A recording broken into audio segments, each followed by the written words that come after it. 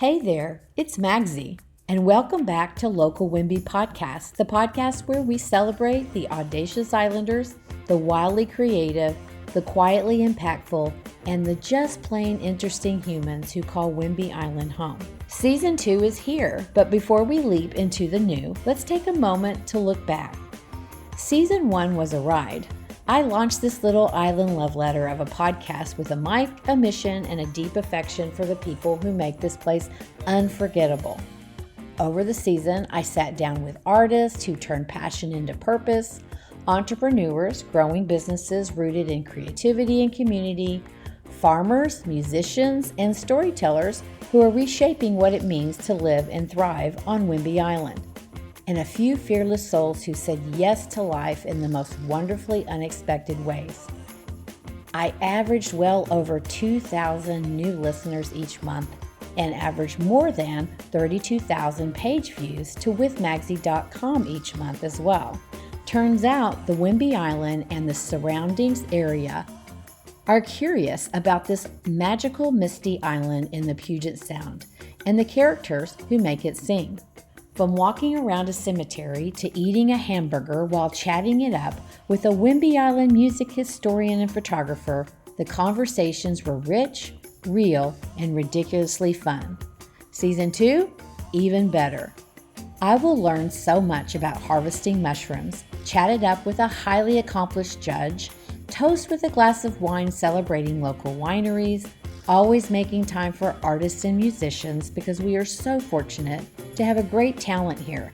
Nonprofit leaders and innovators are on the lineup, plus more stories that will make you laugh, pause, or pull over the car just to finish the episode.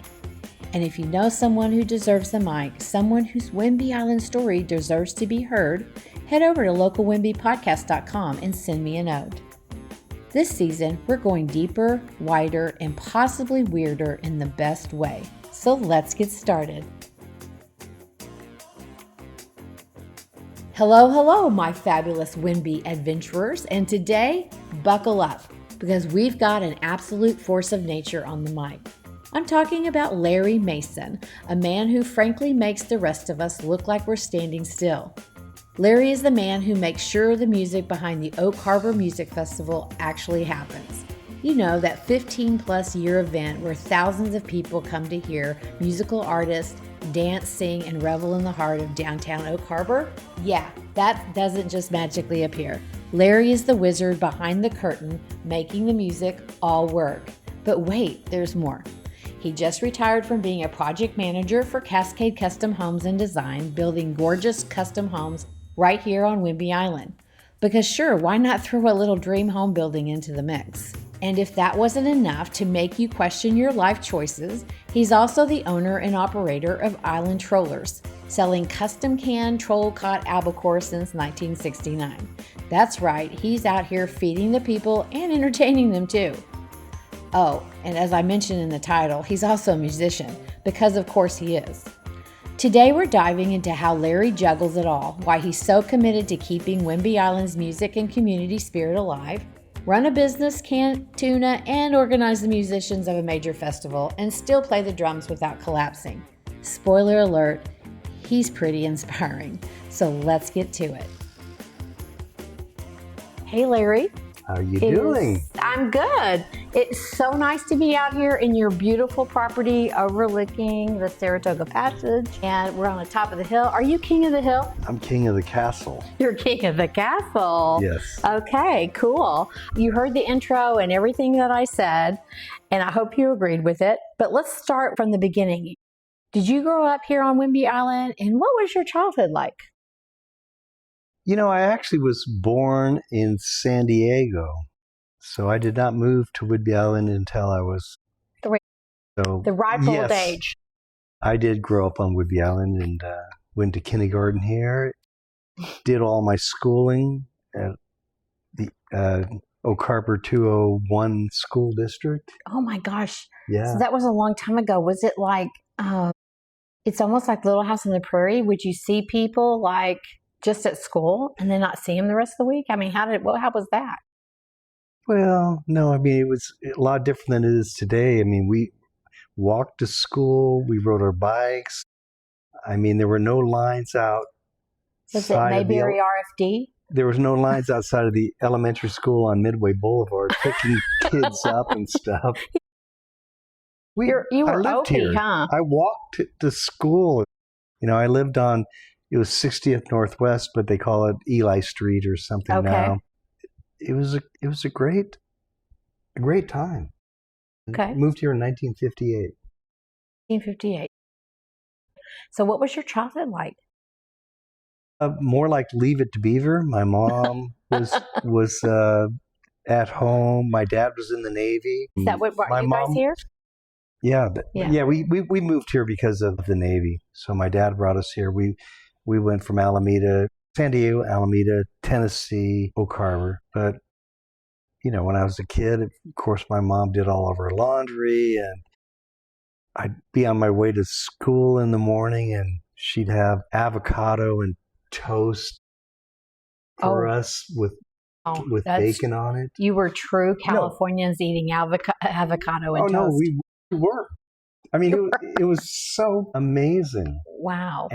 But in the same breath, my parents my dad was very strict. I mean, we had, I don't remember what day it was, probably Saturdays or something, but it'd be like Larry Mason's room, ready for inspection, sir. And we'd stand outside our military room and salute him and walk in. Yeah. And he'd walk in with his white gloves and check out if we cleaned above the casing on the top of the door. Yeah. I mean, it was really cool, but in the same breath, I remember extremely well. And, November 22nd, 1963, or whatever the really date was, that JFK was shot. And I was in Mrs. Thornton's class in Oak Harbor. And I came home.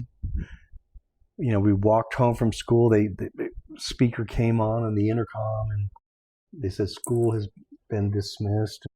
I walked home, and my mom was crying at home. And it was really emotional. Mm-hmm. I mean, I will never forget that moment. Wow. So you're saying your childhood was like, you had a military dad. Yep. It was all about the making sure that your room was clean and that you're doing the thing you're supposed to. And your mom was what? Was she the She was Beaver Cleaver. Mrs. Cleaver. Mrs. Cleaver. No, she was just the military perfect mom. And my dad at the time, I think that I can only remember one time, and we're talking about, when I'm 7 years old or 8 years old or something, where he brought a belt out and actually spanked us, or spanked me, because of something I did. I have no idea what I might have done. But I had so much respect for my parents. And for my teachers, and for the police officers in the city and everything. I grew up in an incredible time in Oak Harbor. Well, not only that, but you're literally on an island. When I tell people that I live on an island, their first question, because I've only lived in big cities, is there anything there? As if it is 1958 or 1963, which it's not. No. So for me, living here in 63, what was there to do? Well, and that's a beautiful part. We lived, as I say, on 60th Northwest, which is right across from where Home Depot is nowadays. Okay. But the roller barn was there. We were finally teenagers, and we had, motorbikes and stuff, a Honda 90 or something. We could take our motorcycles, and our neighbors that all lived around, we all had bikes. My brother was a year older than me. And we could take after school and go from our house and go on trails and go all the way to the Coopville Highway, which is what we called it at the time. Yeah. And ride our bikes on the Coopville Highway and then come back home.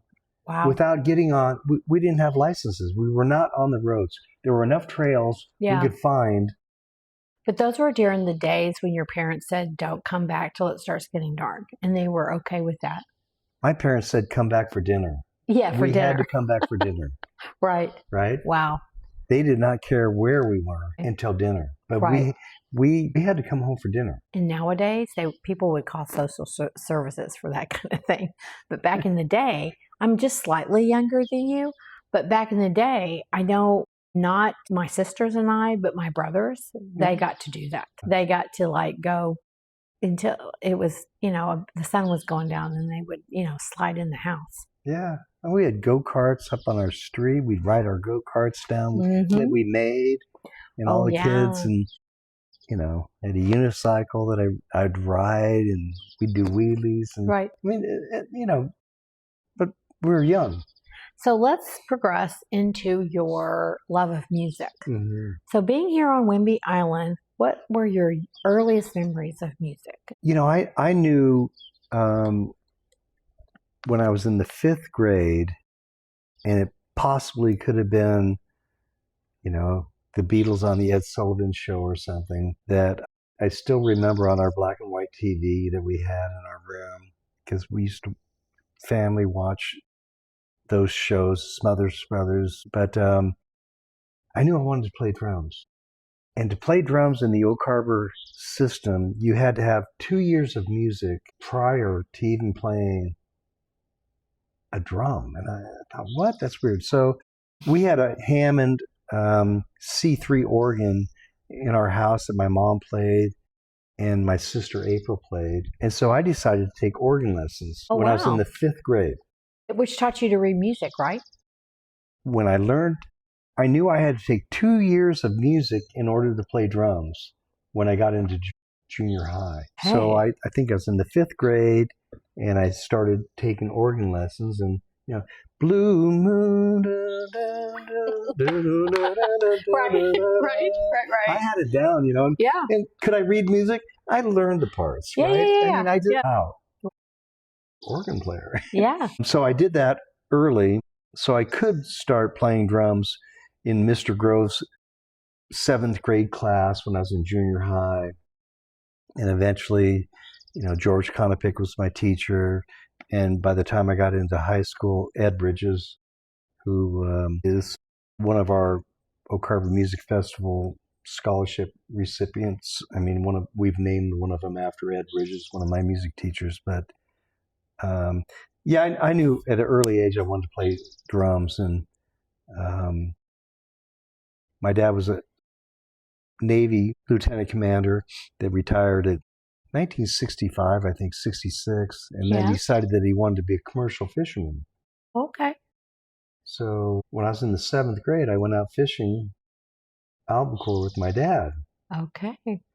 And I made enough money that summer to buy my first drum set. Set of drums. And you're talking trap set, right? I got not marching band. No. I got a drum set. The style of music that I was playing when I was a young kid. Yeah. And stuff. I mean, the drums it was groove. Totally. We were groove drummers, Grooving right? drumming, and that's where I grew up, right? It wasn't about a drum solo. So how old were you when you had your first gig? My first gig was in a band called Joint Effort, and it was in Cedar Woolley, which at the time... you had to travel to. Well, at the time we called it the Funny Farm, but there were... Cedar Woolley or your band? No, Cedar Woolley. Okay. No, there was a mental institution in Cedar Woolley at the time. Right. And Stu Grovedahl and Elton Skiff and myself, I don't remember who had a connection there, but we had our first gig.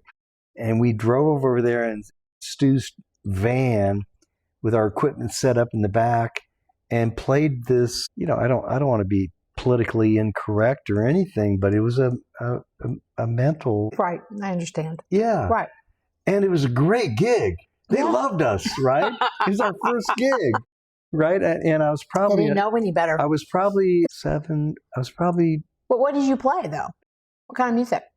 We were playing things like Grateful Dead, or The Weight, stuff like that. For you little Gen Zers, if there's a Gen Zer who's listening to this, Google it. It was a good band. Yeah.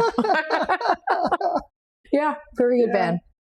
Okay, so that was like one of your first gigs. Where did you move on from there? Well, eventually, in Joint Effort, because we were a group, Right. Right? It had nothing to do with a joint. Eventually, we added other players and stuff and Oak Harbor musicians. I mean, Dave Kincaid is one of the young men from Oak Harbor that I started working with at an early age, who I actually worked with for over 20 years. We were in joint effort in Shadowfax, and Eric Tinkstead is another Oak Harbor or Coupeville resident who has a Grammy and was in our band. And so at the time, we were doing sock hops and school functions every weekend. And when I was in high school, we played Friday, Saturday night in Walla Walla and Bellingham.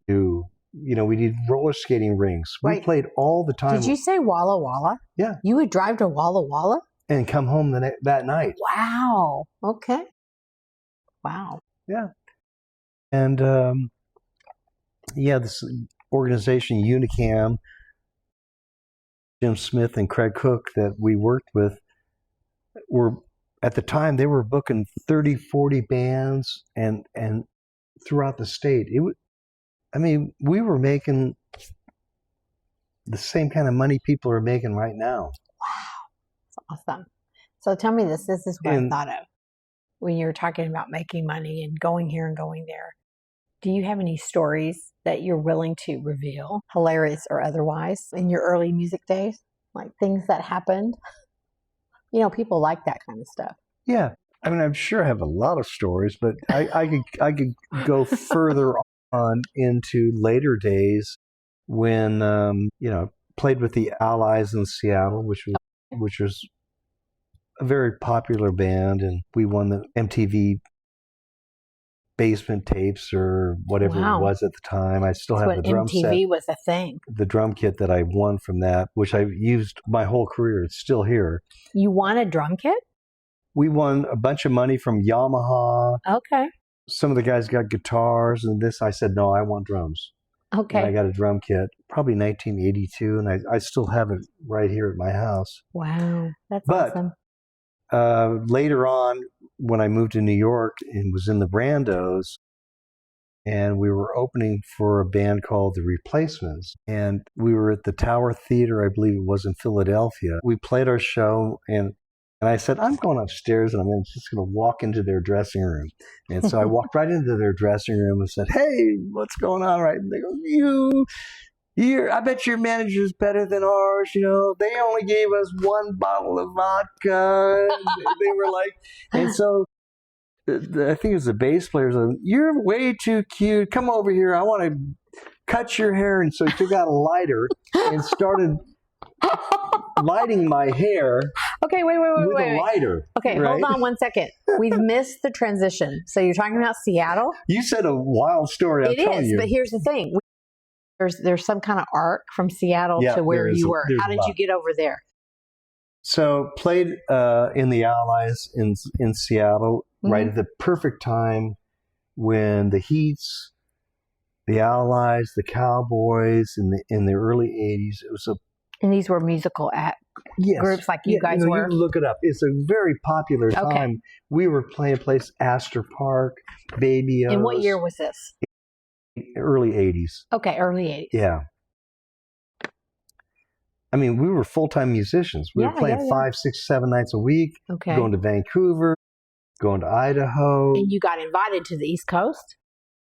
We finally, after we won the basement taste, we decided that Dave Kincaid said, this ain't going anywhere. We're not going to go anywhere doing this anymore. He goes, I'm done. I'm moving to New York. So Dave moved to New York and got a band together out there. And about a year later, he called me up and said, we're looking for a drummer, Larry. You want to come out and audition? So I went out in 1995 and auditioned for the Brandos. What? And really? And got the gig. Okay, 95. And it could have been 96 even. And the Brandos took off. I moved back there in the January of 1997, and we recorded an album within a year and got signed to Relativity Records really fast. We had full page ads in Spin magazine. We were in Playboy magazine. Rolling Stone had stuff on the band.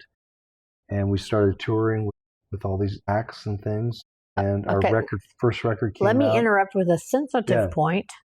So your military dad, what did he think about your career? My dad wanted me to go to Annapolis and join the Navy. Okay. Right. He actually had me set up where I could have done that. Not really your personality, right? But my mom and dad used to come out and see our bands. Oh, they did? Awesome. My dad loved whatever I wanted to do. Oh. He was so cool. That's great. Yeah, he respected. I'm glad you said that. I'm glad I asked that. The opinion. Because I was thinking you were going to tell me a different story. No. He would come out to our gigs. He came out and saw us at the Paramount when we were opening for bands and stuff in the Allies. My parents were so cool. I love them so much. That's great. I am glad that I asked that because I was sitting there thinking while you were talking, I wonder what his military dad thought about this. But I'm so glad that he absorbed it, reconciled it, and then was super supportive of you, right? So supportive. And one of the reasons, I was going to say, I moved back to Whidbey Island was because of my parents, and that's later on in this whole story. But no, I when I got to be 20 or my mid-20s, I loved my parents, respected them so much, and loved them. They were so cool. Wow. Now, let me ask you a little caveat here. Let's cut this here. When did you meet Cynthia? Cynthia, I was playing in the Allies. I was at a club called Gatsby's in Bellevue. Mm-hmm. And the Allies with Dr. Stevie. We played there a lot. We were a pretty popular band in the early 80s. And we had a pretty large female following. Yeah. Cindy walked into our club one night with her little cowboy hat on. Oh. And so cute. Her fake ID. She was 17 years old, and I didn't know it at the time. That's when I met her. Aww. That was a long time ago. Yeah. Love her very much. I mean, she's a beautiful person. Yeah, I do know that, being a drummer, when I was in school, math was, I was very good in math. Oh, okay. Always have been. Analytical. I think probably most drummers and stuff probably are really good at math. Yes. I told you I was in high school and stuff. I was going to gigs and stuff. I'd miss my geometry class and stuff, but I did my assignments. Yeah. And my fellow students would go, "It's okay if Larry missed class today. He had a gig and this and that. Didn't he turn in his assignment?" "No, I'm going to give him a B." "You can't give me a B, right?" Well, let me tell you something, Larry. So when I graduated from college, I went to an engineering program with EDS, which was a Ross Perot company, to compete with IBM. And half the engineering technical people in there were musicians. That's what they had majored in. And they had figured out that if you were a musician, you could learn how to code with your eyes shut. Very analytical. Because you could read music, you could read code. I agree with that. Yeah. Yeah. I was shocked. Musicians. Half the class I was in there with were musicians. Because I'm like, what? Yeah, it was crazy. Okay, so let's talk about how you being a musician helped you connect with Whidbey Island community over the years. So you did your whole life of being a musician, traveling around, and then you came back to Whidbey Island. And what drew you back here? To be honest with you, Sure. In 1993, he was working in the World Trade Center on the 72nd floor. Oh, geez. Mm-hmm. Working for Dean Witter, for the head guy. She was a secretary or whatever she was, assistant. And they tried to bomb the World Trade Center. Yeah. Like they tried to blow it up from the basement. Yeah, from the basement. Yeah, I remember that. And we were living on Fulton and Gold. We were living on Gold Street, just like 3 blocks away. And I just got off tour. I was really into TV monitor, Next TVs and stuff. And we had, in our 900 square foot little apartment monitor, we had three big old TVs in there. And Cindy called me up on landline and she goes, "Larry, something just happened here." I said, "Okay, what?" And she goes, "I'm not sure, but I'll keep in touch with you." And then we lost connection. And then the next thing I knew, the sirens and police and fires, fire trucks, and turn on CNN and, World Trade Center bombing going on. And my wife's on the 72nd floor of tower number 2. And, this went on for hours. And I said, "There's no way I'm going to go try to find her in New York City." Wow. Yeah. Right. I said, "I'm home. Mm-hmm. I'm in our apartment. She knows where we live. I have to stay here." Yeah. And eventually, like maybe 3 or 4 hours later, she shows up in our apartment with smoke all over her face and everything. And she had taken her little rock and roll flashlight that I had given her and walked down 72 floors. Wow. Leading a pack of she was the only person with a flashlight, and it took hours to get down all the flights of the World Trade Center to get down. And so, I did one more tour with the Brandos after that, but then we kind of looked at each other and went, I said, "Cindy, I have 10 acres on Whidbey Island." Yeah. I said, "How long have you been married since when this happened?" 3. We'd only been married 4 years. Okay. And something just twitched in your brain that you're like, I just went, "Yeah, I want to go back to Whidbey Island." I said, yeah, this is crazy what's going on around here. Right. Yeah. And so we decided we're going to just move. And that's when I told you, I said, my parents are getting older. Yeah. I said, I want to spend more time with my parents. Yeah. Right? Mm-hmm. My dad wanted to take our sailboat and go to Tahiti. I said, why don't we, I'll work on my dad's boat, and maybe we could even take our 63-foot ferro cement sailboat and go down and go to Tahiti, right? Because, my dad at that stage was an albacore fisherman. Right. And I thought, this might be better than living in New York City. Yeah. That's a great transition, because my next question was to ask you about that. It's about the whole island trawlers and the albacore adventures that you've done. Let's pause for a moment and take time for information about sponsoring Local Whidbey Podcast. Season 1 launched with a bang. I started with just over 2,000 unique listeners in my very first month, and it just kept growing. Over the course of the season, more than 9,000 people tuned in to hear real conversations with artists, entrepreneurs, farmers, musicians, nonprofit leaders, and everyday locals doing extraordinary things. And since the last week in January 2025, the website withmagsy.com pages have been opened more than 226,000 times. And get this, even during our summer hiatus, the podcast continued to draw new ears. We averaged over 1,500 unique listeners each month without releasing a single new episode. I guess once a Whidbey Island fan, always a Whidbey Island fan. So now with Season 2 in full swing, I've got one more exciting update. I'm officially opening the podcast up to sponsorships. If you're a local business or creative venture looking to connect with an audience that already loves Whidbey Island as much as you do, there's a shiny new sponsorship page on withmagsy.com. You'll find it under the podcast tab. Go take a peek. I must confess, I'm not a fan of loads of ads that go on forever in podcasts.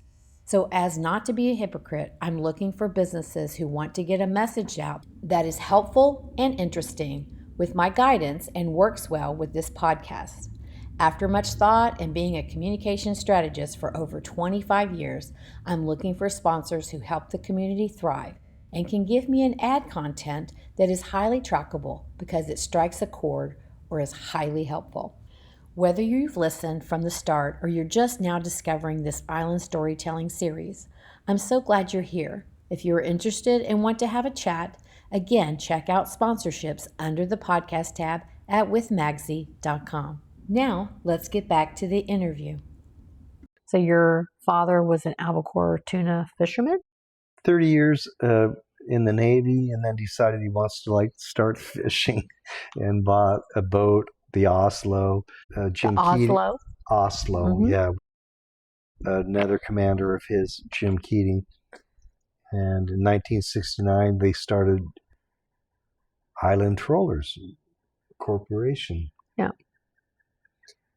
And decided they were going to be fishermen. Right. But, not to carry it on, but I told you in the 7th grade, I went fishing with my dad so I could buy my first drum kit. Right. And, when we moved back here in 1993, I started fishing with my dad again. And a couple of years later, he went, he was older then. He goes, "I'm not fishing anymore, Larry. Mm-hmm. I'm turning this over to you." Okay. And my whole family was all concerned, because I was younger then. And my dad was like, "He's older than I was when I started this tuna fishing thing." But so, I took over Island Trollers in 1996, and we were catching sashimi grade troll called albacore in the North Pacific, and we were selling it to Bumblebee in Ilwaco and Astoria, and finally I went. There's 2 different kinds of fishing here in the Pacific Northwest, where there's brine boats where they freeze their fish with brine, which means they just throw the fish in a fish hold and they put brine water on them. They're about 32 degrees. And then the bled market, where we spiked our fish and bled them and hung them and froze them, which was the sashimi grade albacore. Wow. Okay. Which, I went to a lot of schooling and stuff in the early days just to figure out the best way to do it. Right. So I said, we should start selling canned tuna. My dad's going, "You'll never sell a $5 can of tuna, Larry. It's not going to happen." Right. And this is in 1998. Wow. And I said, "Oh, yes, I will, Dad. I will do this." So we're at the Ilwaco Fish Company was like going, "Larry, stop bleeding your fish. Stop doing this. We're not paying you any more money for your fish. You're bleeding them. You're less weight. The brine boats, we're all going to get the same price." And I said, "I'm not going to change what I'm doing. I'm going to deliver the best product ever." Okay. And in 1998, there was a huge glut in the market and nobody was buying brine fish anymore. And we took our boat back up to Anacortes and parked it full of, we had a full load of fish on our boat, and I ended up getting the front page cover of the Skagit Valley Herald. The poor albacore fishermen can't sell their fish. And we sold fish off our boat in Anacortes on the A-Dock. And in 2 weeks, we sold, 10,000 pounds of fish off our boat to all the Skagit farmers and everybody that were doing their own canning. Right. So tell me the difference between what you guys were doing compared to what the tuna fish, talking about Bumblebee, that we all grew up with. What's the difference? So the longline fish that are caught in the Indian Ocean, which is a huge portion of the albacore that are sold, is they go out and they put a weight in the ocean with I have no idea, but a 1/4 mile long line with a bunch of hooks on it. Okay. And they leave it and they put a bunch of them out. They're called sets. They put all these sets out. And then 24 hours later, they'll come back and they'll pick the sets up and they'll pull them up. They have a buoy on the top so they can find it and they'll pull it up. And whatever they caught, it might be dead, but it might be an albacore, it might be whatever. Who knows what they catch? Right. Right. And they bring it in and then they brine freeze it or do whatever they do. The troll caught fishing industry that we do is a surface caught fishery, which we troll catch albacore in the North Pacific, and they're surface catching fish that are younger fish, and we pull them in one at a time. Okay. And when we catch them, we don't catch anything else. You don't catch any dolphins or salmon or anything. I mean, it's amazing. The only thing that goes after this boat is albacore, but then we immediately spike them and bleed them and hang them and freeze them. And this is what Japanese and U.S. market has finally figured out, is we call sashimi grade albacore. Right. And then we freeze them at minus 20, minus 40 degree temperatures. Okay. And when you do that, it's almost like a flat line. If you freeze a fish bring it in and put it on ice, and it's like fresh fish, like fresh albacore. Yeah, it's never been frozen, but it's like 32 degrees on ice. And science shows that fish deteriorates so fast, right?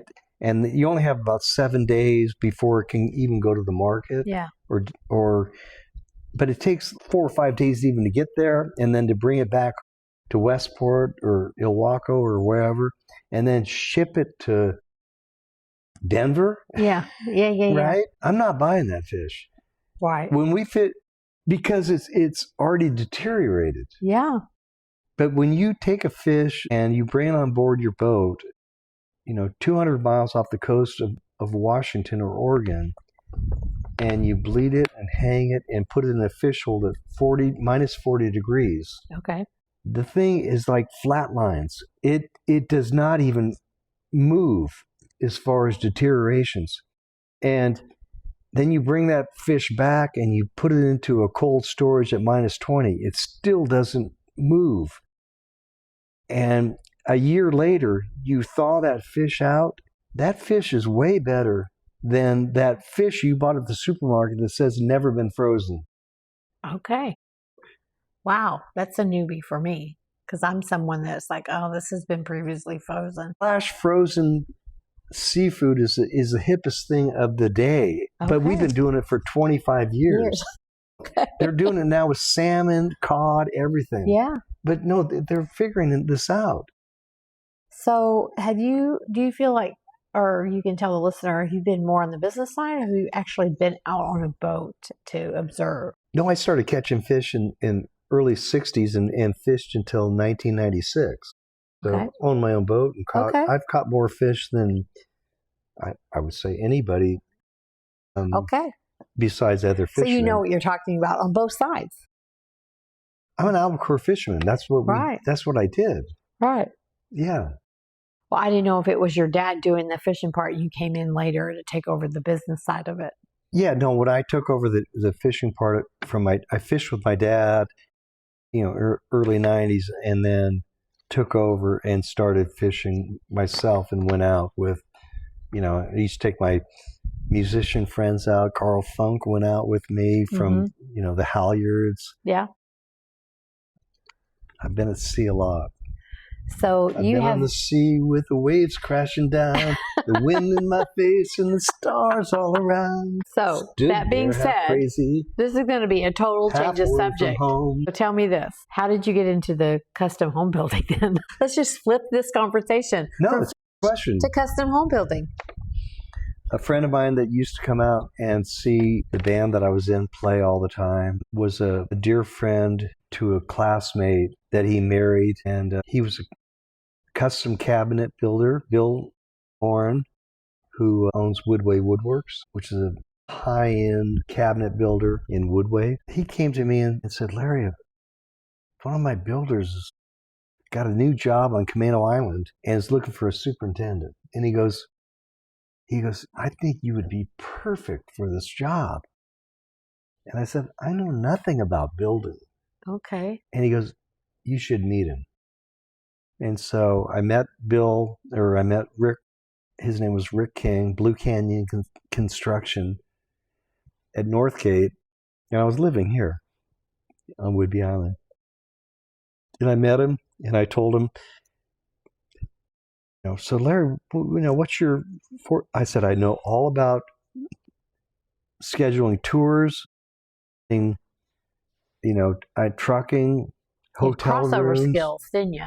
I said, I have great skills with communications and this and that. And he goes, oh, okay. And so we talked for a little bit more, and he came back to me about a week later, and he goes, I'm going to take a chance on you, Larry. The house that he hired me to build, my very first house in 2000, I don't even know what the year was, I'll be honest with you, but early 2000s, like a $1.2 million house, which was right over here on Sunset Boulevard on Camino Island. You could see it from here. Okay.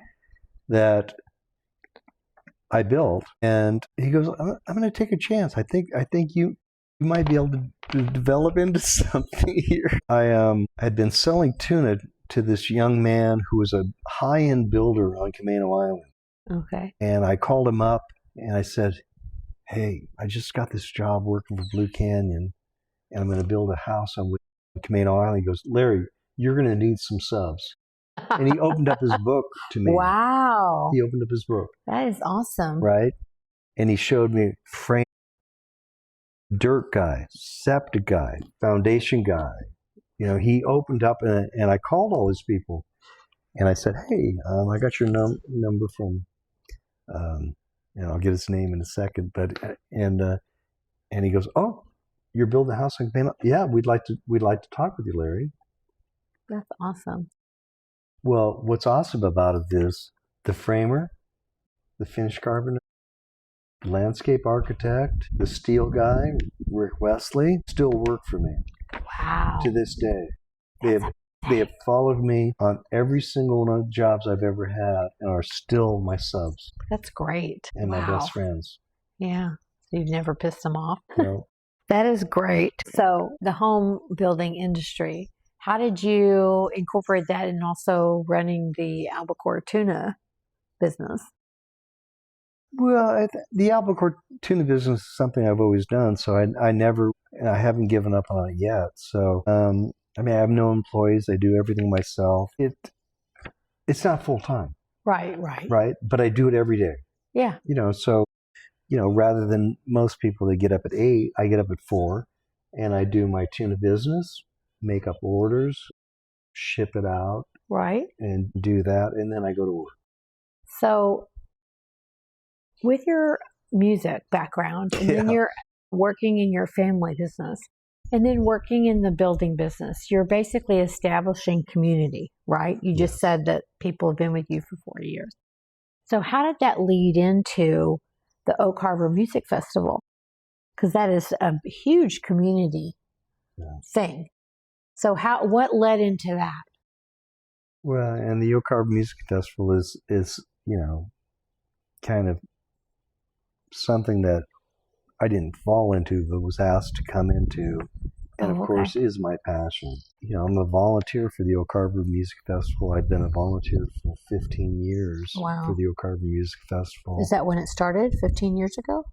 12. Pretty close. And, when I got on the board in 2013 with Margaret Livermore and other people, I made it known that, I traveled around the world. I played in Europe 7 different times, touring with all these bands, and was a host and got treated so well, and played 30 shows with NXS and played with the Cars and the Alarm, and we played all around the United States and got treated like musicians are supposed to be treated. So I said, if I'm going to be involved in the Oak Harbor Music Festival, we have to treat musicians like rock stars. These are not second-class citizens. No. You do not treat them like second-class citizens. Treat the musicians like they're rock stars, and your festival will then survive. It'll be good. Yeah.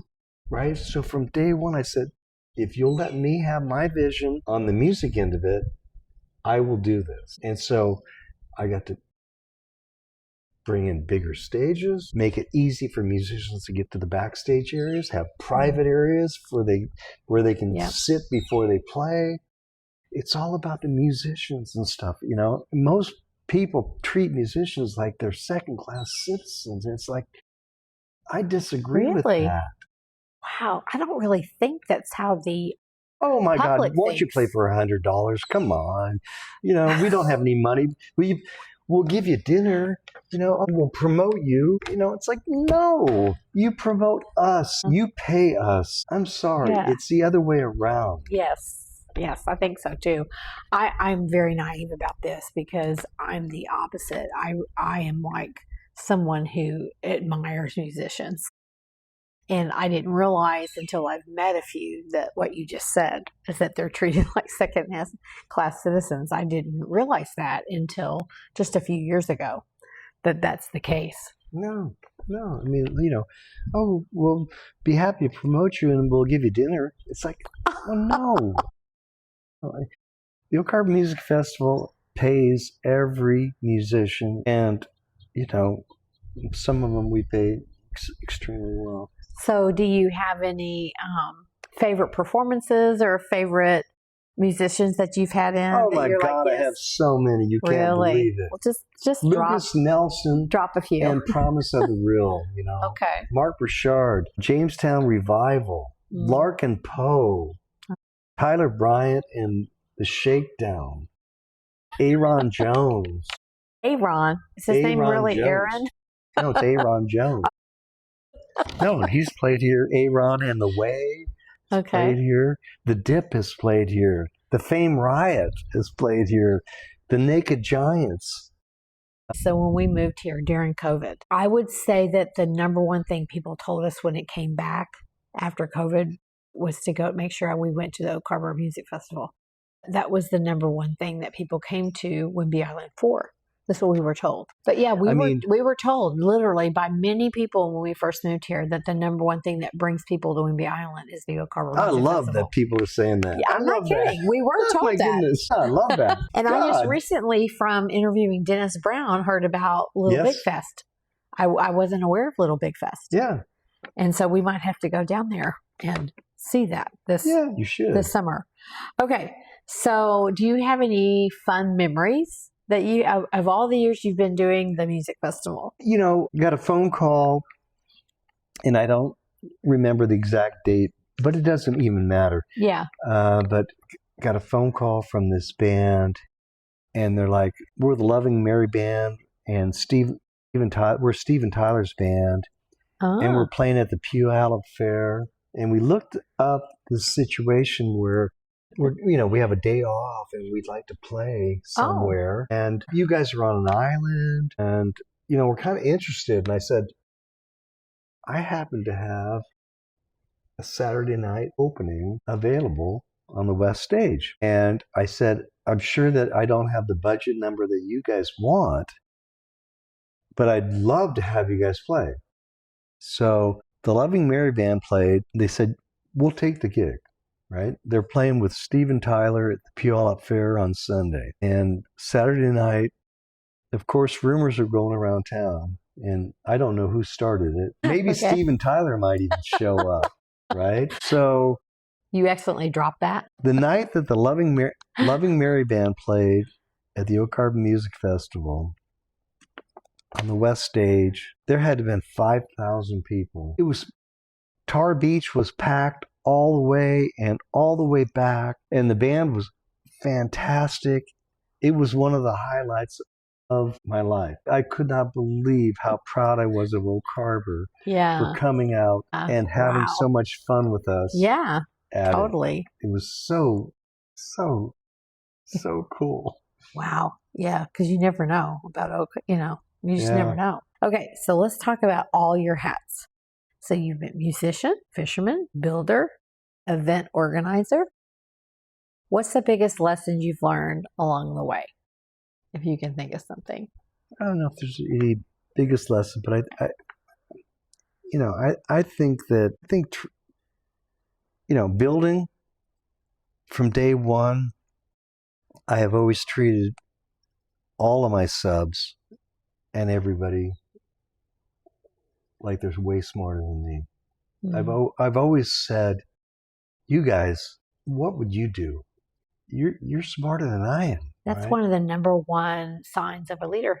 Yeah. No, I've always have done that, right? You know, albacore, well, it's been tough, you know, because I've always tried to like promote it, and maybe I'm smarter than everybody else on that one, but I don't know if I really am. But music festival, I'm a volunteer. You know, Yeah. I'm here to volunteer and to give to my community, and I want to do that. Yeah. So what does Larry Mason do to decompress? Because you're very involved. I had someone tell me the other day.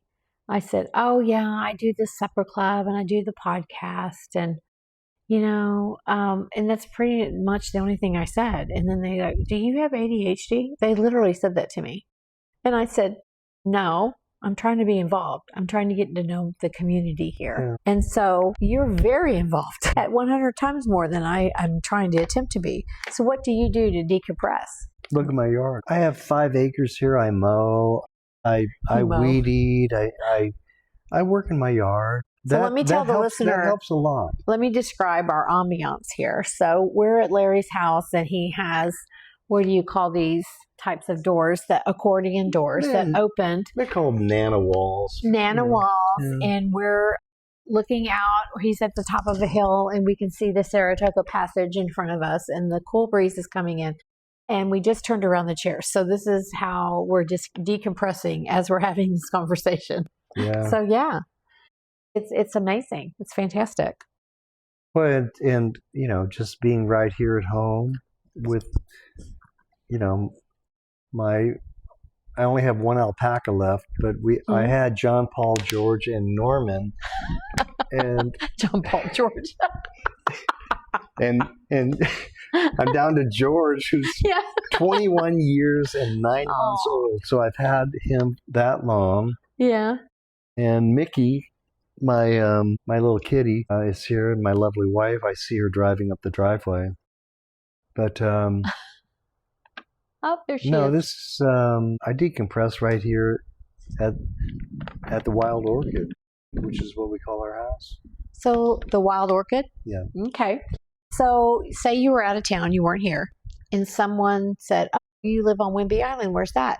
What do you love about it? What would you say? What's the compressed answer you would say? Boy, I'm not sure I even have one that I would tell people, because, I'm the kind of guy that's like, oh, no, it rains on Whidbey Island all the time. You don't want to be there. Well, this is the best time of the year. So I'm more one of those kind of guys. I know way different. Yeah. The climate here. I mean, and of course it's I have a piece of piece of paradise on Whidbey Island. Yeah, you do. And I do know it. Beautiful. I bought it in 1978, a long time ago. Yeah, a long time ago. And I knew that this is what I wanted. Yeah. I mean, what a planner you are. Well, when I bought this, I was in a rock and roll band. I told you. Yeah.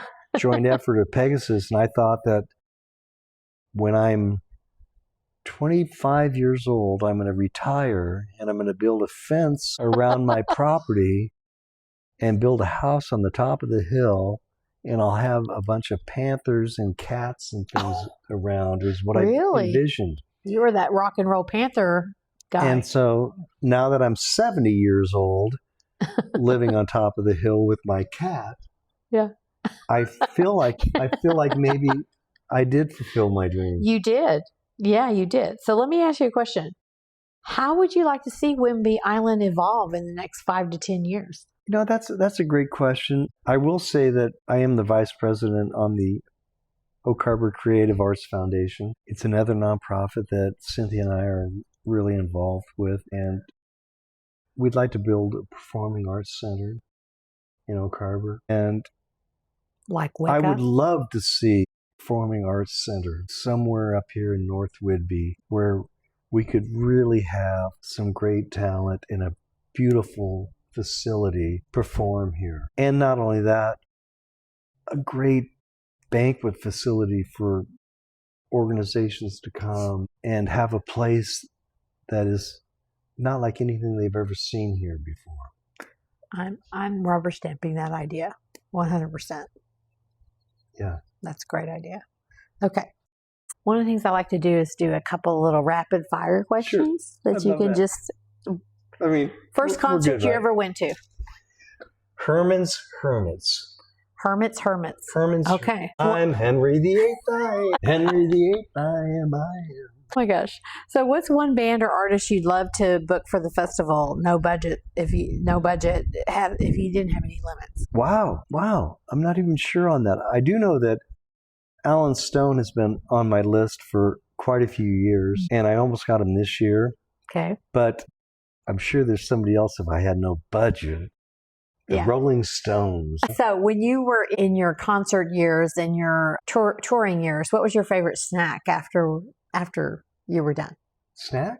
Yeah. What was your favorite snack? You weren't hungry when you finished drumming on tour? No. It was, a Beck's beer or something like that. Okay. So what's your go-to song to get people dancing? I don't even have an answer for that one because I do know that Earth, Wind, and Fire has a bunch of them out there that are so freaking cool. The last party I went to, I went, wow, I'm dancing. I couldn't even believe I was dancing. This one, right? You might have to think about this next one too. And if you do, don't worry, I'll cut out the gap. Okay. But if Oak Harbor had an official theme song, what would it be? Not Louie Louie. I know that. I don't know what Oak Harbor's theme song might be. We'll come back to it. So vinyl, cassette, CD, or streaming? What's your pick? What was it? What's your pick? Vinyl, cassette, CD, or streaming? Well, my cassette player doesn't work anymore. And I have a bunch of vinyl in my office right now, which I finally have a player again. So I'm going to go vinyl. Vinyl. Okay. So dream musical collab, alive or dead? Wow. If you'd like to collaborate with anybody, any musical group, alive or dead, who would it be? I mean, I've been fortunate enough to meet some great people like Cosmo, the original drummer from Creedence Clearwater. Okay. Right? Which was really cool. Great guy. I mean, I've met some incredible artists. Just walking down the street and seeing the lead singer from the Cars, and he pulls over and goes, Larry from the Brandos, what are you doing? Larry from the Randos. Brandos. The Brandos, Rick Ocasek. Somebody that would, John Lennon. So if you had one word that described the Oak Harbor Music Festival, could you think of one? Or maybe 2 words, 3 words. What's the vibe, basically? What's the vibe that the Oak Harbor Music Festival puts out? Music inspires. Okay, so fill in this blank. Last question. Whidbey Island is the best place on earth because we live here. Us, all of us. All of us. That's right. Yeah. I mean, if you are fortunate enough to live on Whidbey Island, it's the best place in the world. Yeah, and it's not for everybody because it's not affordable. No. If you don't have a job here, you might not be able to live here. That's true. Some of us are fortunate enough that we do live here. I was thinking the other day, not to get political, but the current political environment that we live in right now, we kind of feel, I really truly feel like I'm on an island. Do you know what I'm saying? I feel like I'm on an island and like I'm shaded from it. But should I be? I mean, you kind of feel guilty for it a little bit, but you're absolutely right. It's kind of like we have all the amenities we need to live and to support ourselves. Like you said, if we can afford to live here, and we're shaded from all of that. It's a privilege, isn't it? It is. It is. It is absolutely. Yeah. Right?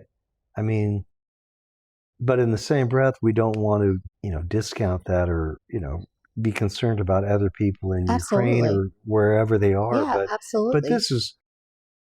Yeah, you have to be careful. This is ridiculous. Yeah. You look where you and I are both living. I mean, come on. Yeah, we are very fortunate, and we should have extreme gratitude. Yeah, I do. Yeah, I do too. I do too. Yeah, it's a struggle thinking about it, actually, sometimes. Yeah. All right. Well, thank you so much, Larry. I've had such a good time. Thank you. I hope you did too. I did. Thank you very much. Good. My goodness. All right. Well, This will come out, if you're listening to it right now, listener, is I recorded this in midsummer 2025, and this will be our first episode in September, the first Wednesday. So I hope you enjoyed it, because I certainly did. Thanks, Larry. I certainly did too. Thank you very much.